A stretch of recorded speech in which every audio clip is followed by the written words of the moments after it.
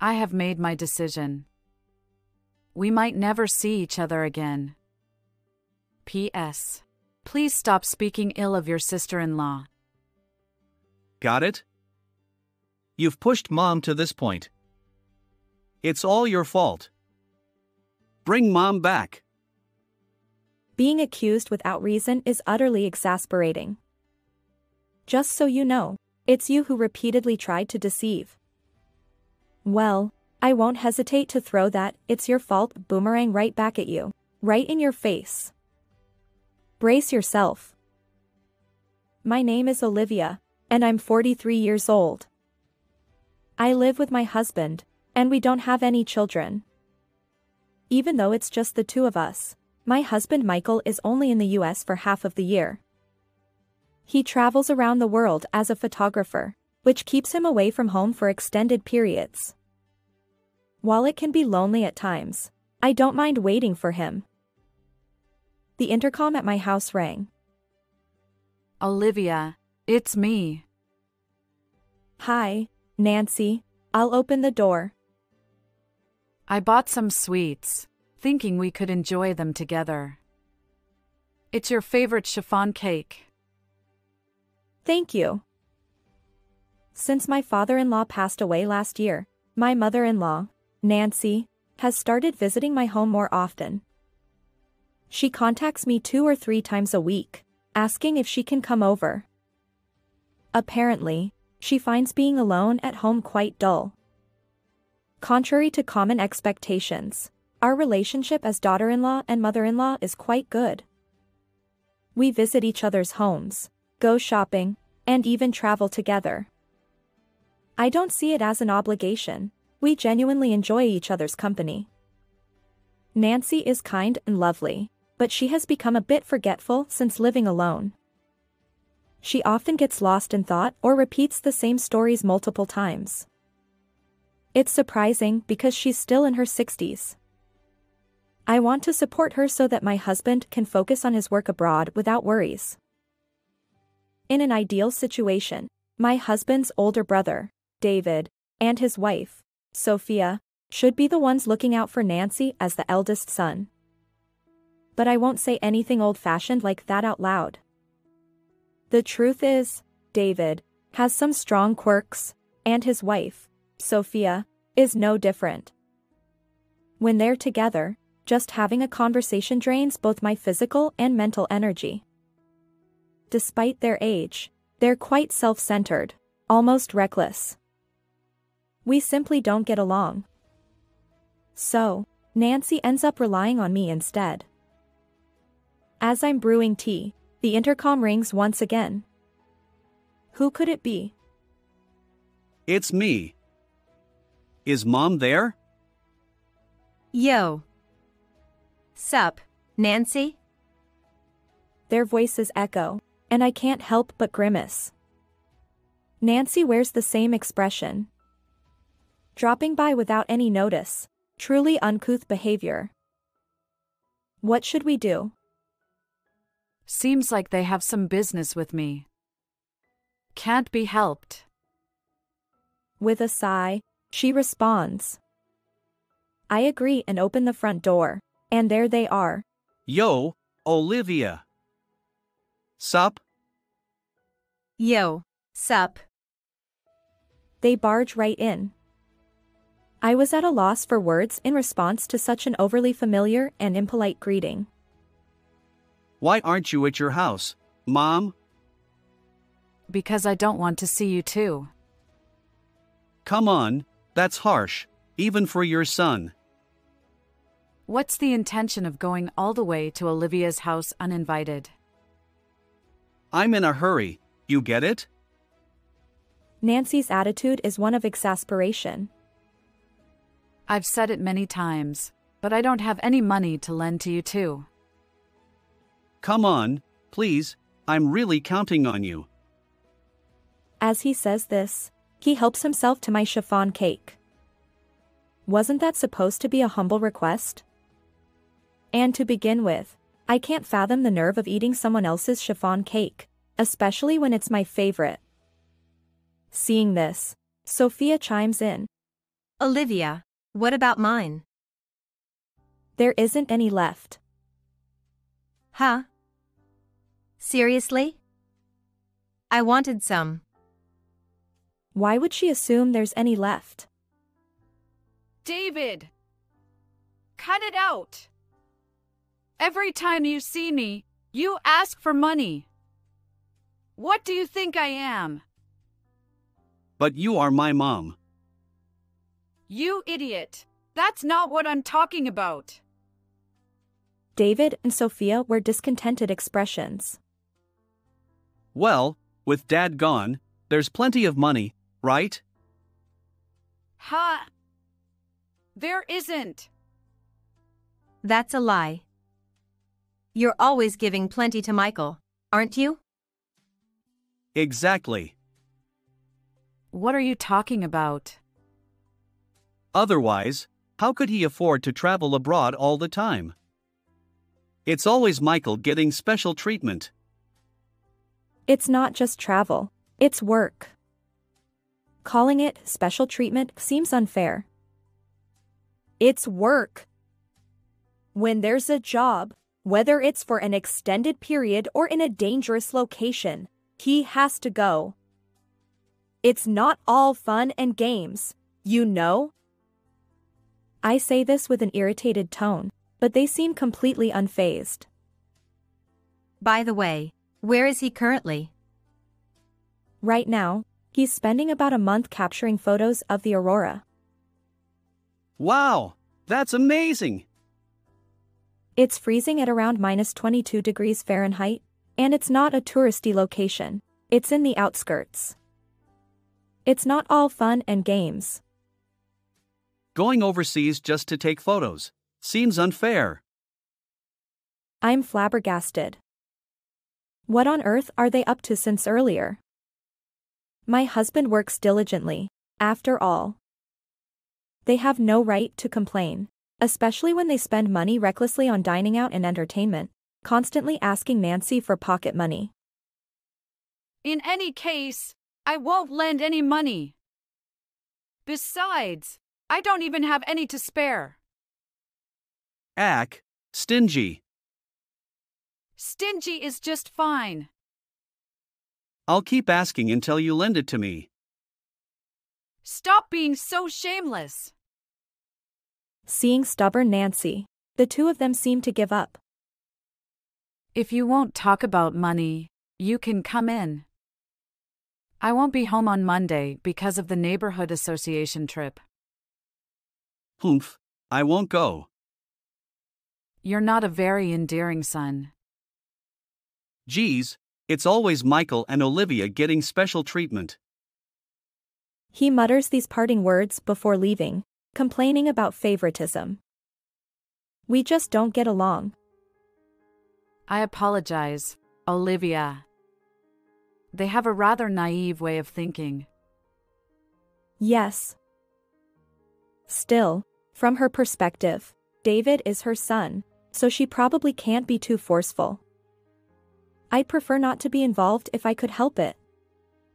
As I sadly observe the devoured chiffon cake, Nancy apologizes again, and I shake my head. Somehow, those two need to change. 3 days later. As usual, Nancy has come over to visit. Tomorrow is the neighborhood association trip day. Originally, she enjoyed going out with her husband, but since becoming a widow, she stopped venturing far. I encouraged her, thinking it's best to explore while she's still healthy. After all, life is long, and there's much to enjoy. Olivia, what kind of souvenir would you like? Chiffon cake is a must. Understood. Where are you staying? Oh, didn't I mention it? It's a day trip to the spa. Ah, I see. At that moment, her phone rang. Oh, who could it be? The screen displayed the name David. Quickly, I turned on the speaker function. It feels a bit like eavesdropping, but I have a bad feeling about this. Mom? It's me, David. What's wrong? I've misused company funds. Please, can you lend me some money? I promise to pay it back. We were all taken aback.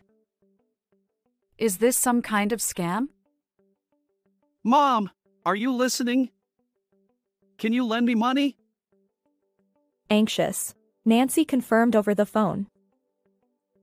Who are you? Huh? It's me, David. His self-identification confirms it's really him. Please, I'll lose my job. Help me out, Mom! Why did you misuse company funds without permission? I'm sorry. It was my mistake. I know that he's a truck driver, spending most of his working hours alone, even managing his time card within the truck. In other words, he doesn't handle company funds directly. So how can he claim to have used them? It's not right to resort to such tactics just because he can't borrow money. And honestly, who falls for this cookie-cutter scam phone call? I thought to myself, but then, What should we do? she seemed flustered. Could she actually believe it? Falling for a suspicious scam she should recognize. Perhaps it's because they prey on her concern for family members. What a despicable method. I addressed Nancy. Please calm down. It's a scam using the classic technique. It's just family mischief. Hey! We were almost there. Don't interfere. Deceiving people is despicable. I have no choice. If Mom won't lend me money, this is all I can do. Nancy seemed relieved. But then, her frustration surfaced. David! Cut it out with your teasing. Mom, you're the one who should lend me some money. Honestly, if you were using the borrowed money for living expenses, it would be one thing. But you're going to gamble, aren't you? I'll increase it. I'm going to the casino. Absolutely not. Fine, then lend me enough that I won't need to go. What a twisted argument. It infuriates me just listening. You have no intention of paying it back.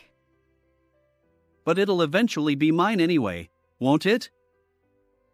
David, that's a conversation for after I'm gone, isn't it? Well, I mean. Honestly, it's always about money with you. That's why I haven't entrusted you with a key to my home. She was trembling with anger.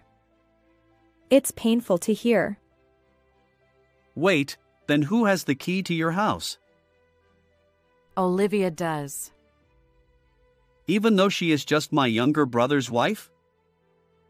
How dare you say that? She's more reliable than you. Huh? Humph. You know what? Soon enough, I'll be gone, just as you wish. She spits out those words. I can't stay silent any longer. David, this is too much. There are things you shouldn't say. Don't butt in. Do you understand how your mom feels? Don't act like you know. Let me talk to Mom. I'll handle the rest. Bye. As the call ends, she smiles, but the shock still lingers. He's a troublesome son. Talking directly always leads to arguments. I want to help, but I fear that intervening will only make things worse. How about sending messages? It might help you both stay calm. Maybe I should try that. She starts composing a message. The next day. As planned, Nancy went on her day trip to the spa. Concerned about yesterday's incident, I didn't want to leave her alone. Please stop by my place on your way back. I'll have dinner prepared. I messaged her. In response, she sent photos taken at bus stops and service areas in real time. She looked so happy, standing shoulder to shoulder with the other neighborhood association members. I hope she can truly relax at the spa. It seems my wish was granted. When she returned, she had a cheerful expression. It was wonderful. I'm glad she regained her energy. As we looked at the photos she sent, she shared stories of her trip. We took a walk along the river before going to the spa. That sounds exceptional.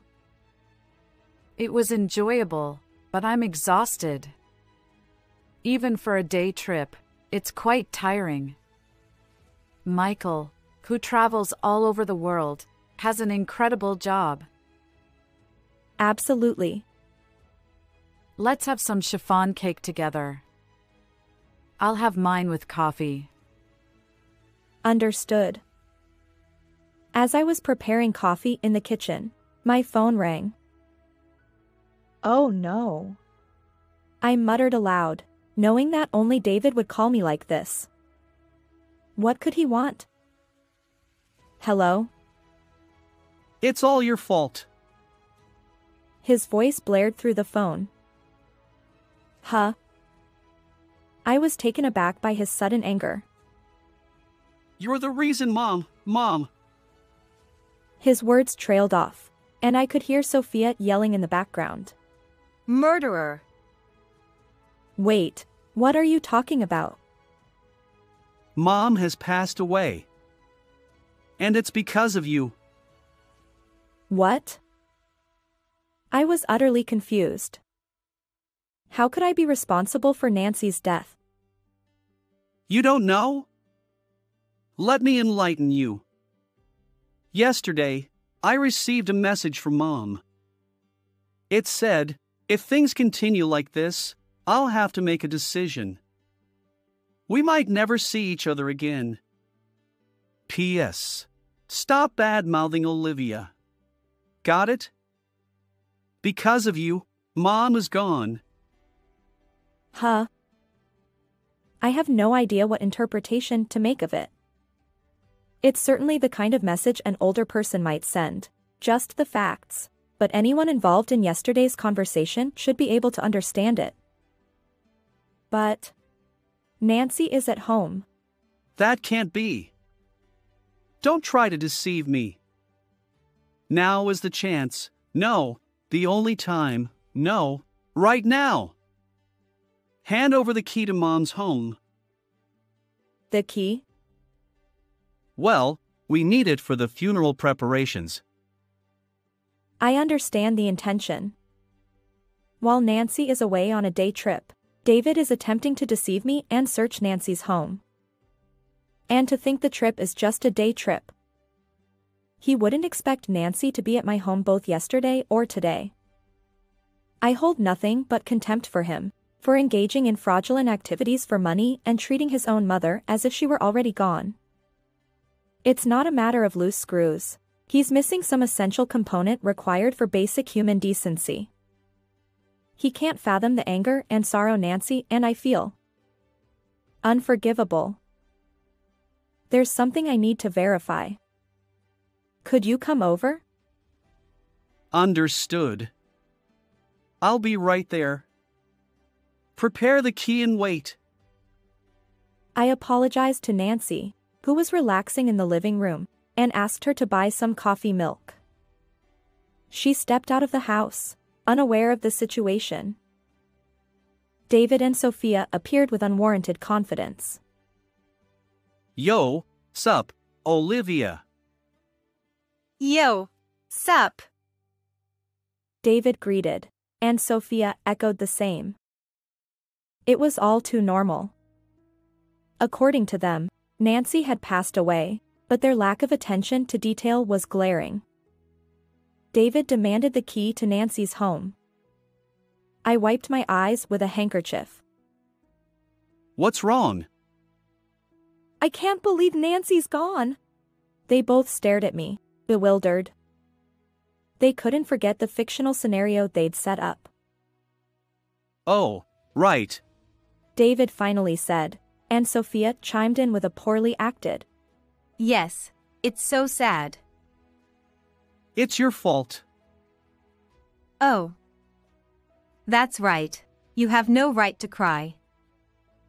They finally seemed to recall the narrative where I had driven Nancy to her death. I discreetly pulled out my phone. Here's a photo I received from Nancy today. It showed her smiling amidst steam at the spa. They looked at it, wide-eyed. Where is this? I gazed into the distance. Where could it be? It almost looks like she's in the clouds. They gasped. Heaven? No way! But wait! Mom's legs are missing! It was just the steam obscuring her legs. Apparently, they didn't know she was at the spa. To further confuse them, I showed another photo, Nancy posing by the river. She looked tired, worn out from her walk. I muttered to myself. Looking at it this way, she seems to have lingering regrets. Is this the river Styx?